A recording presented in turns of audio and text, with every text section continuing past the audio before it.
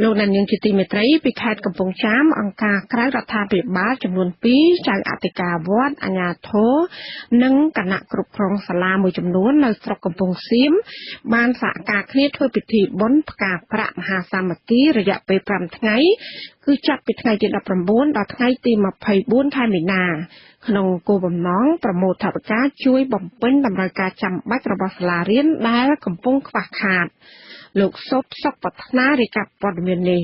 គម្រោងរបស់អង្គការក្រៅរដ្ឋាភិបាលមួយឈ្មោះថាជួយមើលសាលារៀនឬហៅថា Check My School ដែលជាគម្រោងរបស់អង្គការក្រៅរដ្ឋាភិបាលចំនួន2សហការជាមួយថ្នាក់ដឹកនាំសាលាបានបំផុសឲ្យមានពិធីបុណ្យផ្កាប្រាក់មហាសាមគ្គីឡើងដើម្បីរកប្រាក់ចំណូលជួយឧបត្ថម្ភការខ្វះខាតរបស់សាលាមួយចំនួននៅក្នុងខេត្តកំពង់ចាមដូចជាបង្គន់អនាម័យបន្ទប់ទឹកនិងសេវាអប់រំផ្សេងៗទៀត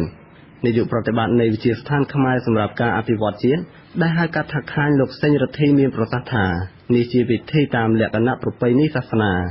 លោកថាកម្មវិធីបុណ្យចាប់ផ្ដើមដំបូងនៅសាលាអនុវិទ្យាល័យកកូរស្រុកកំពង់សៀមដែលមានការចូលរួមពីសំណាក់អាណាព្យាបាលសិស្សជាច្រើននៅក្នុងសហគមន៍គាត់អត់ស្គាល់ដែរគាត់បារម្ភដែរទោះមានអីអត់មានអីទៅជួលចឹងគាត់មកគាត់មានទេគាត់មកចូលរួមដល់ទឹកចិត្តសប្បាយរីករាយទោះជាថវិកាគាត់នោះតិចក្តីច្រើនក្តីនេះជា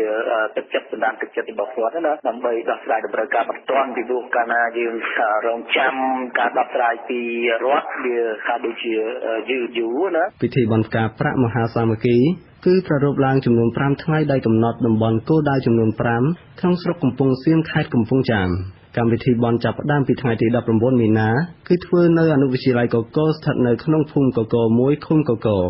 នៅថ្ងៃទី20មីនាធ្វើនៅអនុវិទ្យាល័យខែជ័យស្ថិតនៅក្នុងភូមិខែជ័យឃុំអូស្វាយដោយឡែកនៅថ្ងៃទី21មីនាកម្មវិធីប្រារព្ធឡើងនៅអនុវិទ្យាល័យគៀនជ្រៃស្ថិតនៅក្នុងភូមិស្ពានថ្មីឃុំគៀនជ្រៃនៅថ្ងៃទី23មីនាគឺប្រារព្ធពិធីនៅអនុវិទ្យាល័យកោះទន្ទឹមស្ថិតនៅក្នុងភូមិកោះប្រាក់លើឃុំកោះទន្ទឹមស្រុកកំពង់សៀម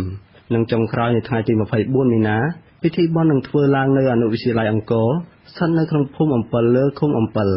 លោកសេងរដ្ឋីបញ្ជាក់ថាមូលហេតុដែលខាងលោកជ្រើសរើសយកសាលាចំនួន5នេះគឺដោយសារតែរកឃើញថាសាលាទាំងនោះមានការខ្វះខាតសេវាអប់រំនៅក្នុងសាលាជាចាំបាច់ពិសេសគឺបង្គន់អនាម័យលោកថាថវិកាដែលប្រមូលបាននឹងប្រគល់ឲ្យអ្នកគ្រប់គ្រងសាលាយកទៅប្រើប្រាស់ទៅតាមតម្រូវការជាអតិភិបនៅក្នុងសាលារបស់គេ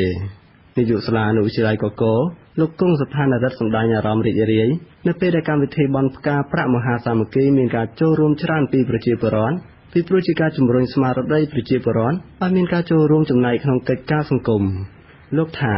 ថវិកាដែលប្រមូលបានពីបុណ្យផ្កាប្រមាណជា3លានរៀលនឹងយកទៅធ្វើបង្គន់អនាម័យនិងបន្ទប់ទឹកសម្រាប់សិស្សនិរីក្នុងពេលឆាប់ៗទៅតាមការសម្រេចរបស់ប្រជាពលរដ្ឋប៉ុន្តែលោកថាថវិកានោះនៅមានការខ្វះខាតតិចតួចសាលាអនុវិទ្យាល័យកកូរ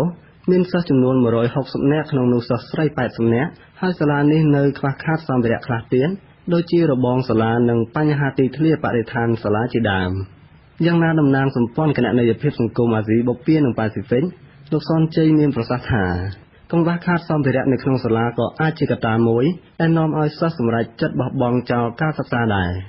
ហើយវាក៏ជាកត្តាមួយដែលជំរុញឲ្យសិស្សកាន់តែចង់រៀននៅពេលដែលបរិស្ថានសាលាស្អាតនិងសេវាអប់រំនៅក្នុងសាលាមានគ្រប់គ្រាន់ហើយយើងដឹងហើយសិស្សស្រីនៅពេលដែលពួកគេធំឡើងទៅពួកគេតែងតែមានការអៀនខ្មាស់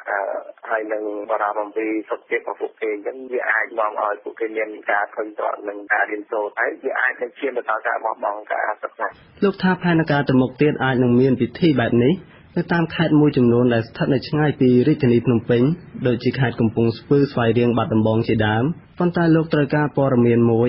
ដោយផ្អែកទៅលើភាពខ្វះខាតរបស់សាលាទាំងនោះឲ្យបានជាក់លាក់ជាមុនសិនខ្ញុំសោតសុខប្រាថ្នាវិទ្យុអាស៊ីសេរីពីខេត្តកំពង់ចាម